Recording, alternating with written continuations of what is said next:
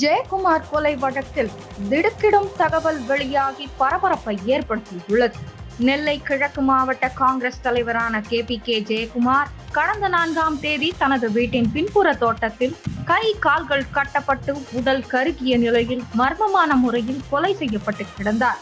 மாவட்ட police superintendent Silambarasan தலைமையில் 10 தனிப்படை அமைக்கப்பட்டு விசாரணை நடைபெற்று வந்தாலும் தற்போது வரை எந்த துப்பும் துலங்கவில்லை.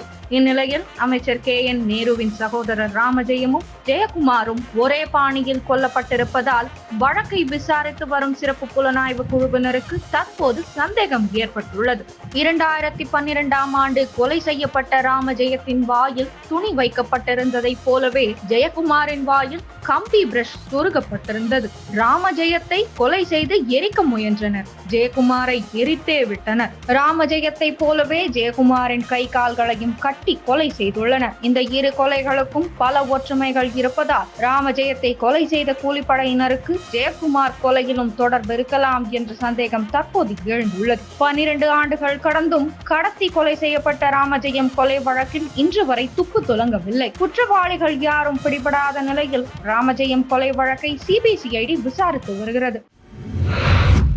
சென்னை செங்கல்பட்டு ரயில் நிலையத்தில் இன்று காலை 11:10 மணி முதல் பிற்பகல் 12:20 மணி வரை பராமரிப்பு பணிகள் நடைபெற உள்ளன. இதனால் இன்று சென்னை கடற்கரையில் இருந்து காலை 9:25 மணி 10 மணிக்கு செங்கல்பட்டு செல்லும் புறநகர் ரயில்கள் சிங்கப்பெருமாள் கோவிலுடன் நிறுத்தப்படும் என தெற்கு ரயில்வேயின் சென்னை கோட்டம் தெரிவித்துள்ளது. மறுமார்க்கமாக இன்று காலை 11:20 மணி பிற்பகல் 12 மணிக்கு செங்கல்பட்டிலிருந்து சென்னை கடற்கரைக்கு புறப்படும் ரயில்கள் செங்கல்பட்டுக்கு பதிலாக சிங்கப்பெருமாள் கோவிலில் இருந்து புறப்படும் என தெரிவிக்கப்பட்டுள்ளது.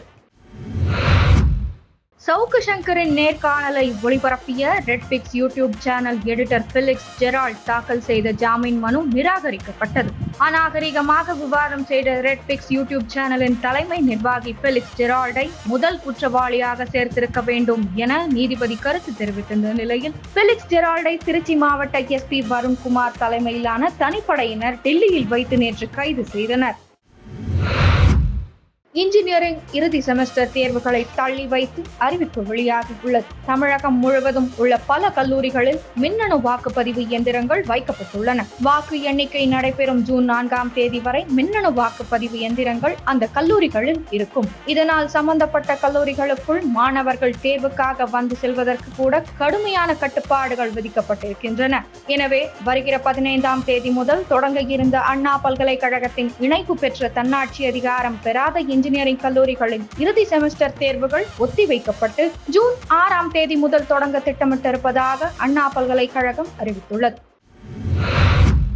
ஒடிசாவின் புல்பானி நகரில் நடந்த தேர்தல் பிரச்சார கூட்டத்தில் நேற்று உரையாற்றிய பிரதமர் நரேந்திர மோடி தேர்தலில் தேசிய ஜனநாயக கூட்டணி 400 இடங்களை கைப்பற்றும் என்ற எண்ணம் மக்கள் மனதில் ஏற்பட்டுள்ளதால் பாரதிய ஜனதா கட்சி இம்முறை சாதனை படைக்கும் என்று கூறினார். ராகுல் காந்தியை முதலில் விமர்சித்த பிரதமர் மோடி 2014 மற்றும் 2019 தேர்தல்களில் பேசியது போன்றே நடப்பு 2024ஆம் ஆண்டு மக்களவை தேர்தலிலும் இளவரசர் பேசி வருகிறார். இந்த தேர்தலில் மொத்த தொகுதிகளில் 10% இடங்களில் கூட காங்கிரஸ் கட்சிக்கு தேராது. 50 தொகுதிகளுக்கும் குறைவான இடங்களிலேயே வெற்றி பெறும். அதனால் மக்களவையில் எதிர்க்கட்சி என்ற மதிப்பையும் இழக்கும் என்று பேசினார். மேலும் காங்கிரஸ் கட்சியை கடுமையாக விமர்சித்த பிரதமர் அடல் பிஹாரி வாஜ்பாய் தலைமையில் பொக்ரானில் அணுசக்தி சோதனைகளை இந்தியா மேற்கொண்ட போது பாகிஸ்தானிடம் அணுகுண்டு உள்ளது என தொடர்ந்து கூறி நாட்டை அச்சுறுத்தியது காங்கிரஸ் கட்சி என்றும், ஆனால் இன்றோ அணுகுண்டை பராமரிக்க கூட பணம் இல்லாத நிலையில் பாகிஸ்தான் உள்ளதாகவும் பிரதமர் கூறினார். பயங்கரவாதிகளுடன் காங்கிரஸ் கட்சி கைகோர்த்து கொண்டுள்ளதாக குற்றம் சாட்டிய பிரதமர் மோடி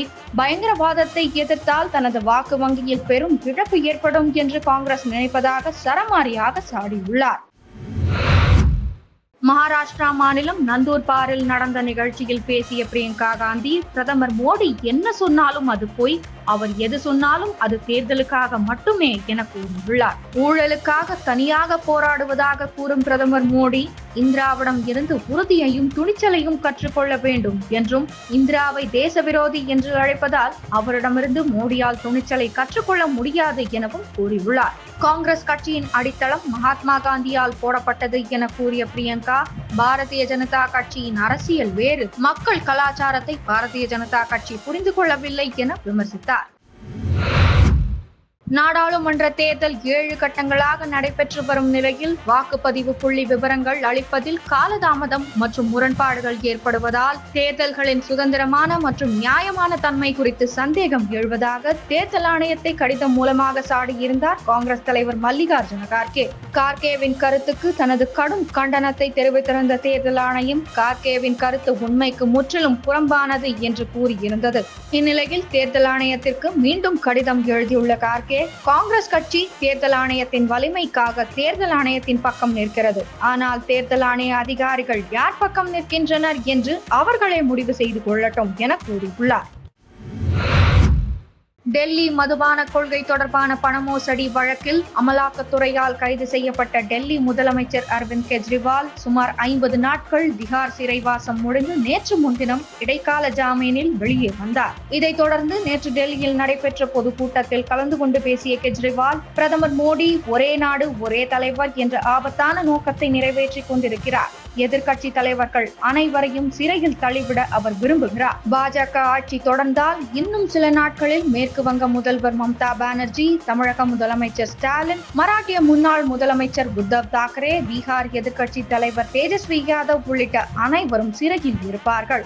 நாட்டில் உள்ள மிகப்பெரிய திருடர்களையும் கொள்ளையர்களையும் மோடி தனது கட்சியில் சேர்த்துக் கொண்டிருக்கிறார். ஊழலை எதிர்த்து எப்படி போராட வேண்டும் என்பதை கெஜ்ரிவாலிடம் இருந்து பிரதமர் கற்றுக்கொள்ள வேண்டும். எங்கள் கட்சியை சேர்ந்த அமைச்சர்களையே ஊழல் வழக்கில் நாங்கள் சிறைக்கு அனுப்பியிருக்கிறோம் என்று பேசினார்.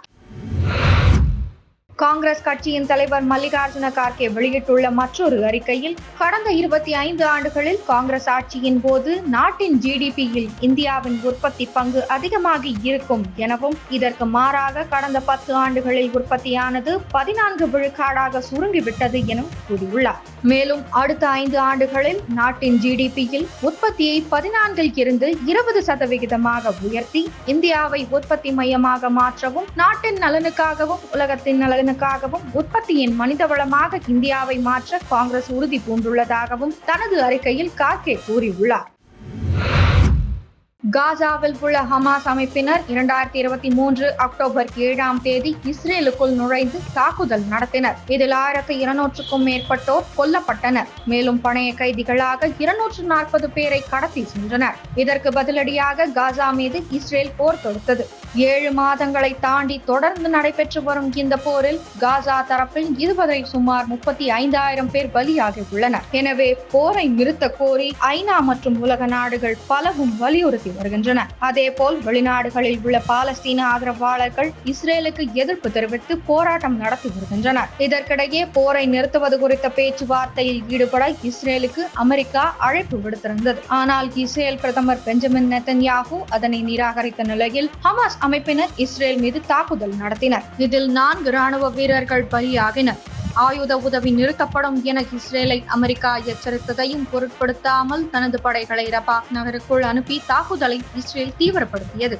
முன்னதாக ரபா நகரில் வசிக்கும் பொதுமக்கள் அங்கிருந்து வெளியேறும்படி இஸ்ரேல் ராணுவம் அறிவித்தது. அதன்படி ரபா நகரில் இஸ்ரேல் ராணுவம் சரமாரி வெடிகுண்டு தாக்குதல் நடத்தி வருகிறது. நாடு முழுவதும் இன்று சங்கர ஜெயந்தி வெகு விமரிசையாக கொண்டாடப்படுகிறது.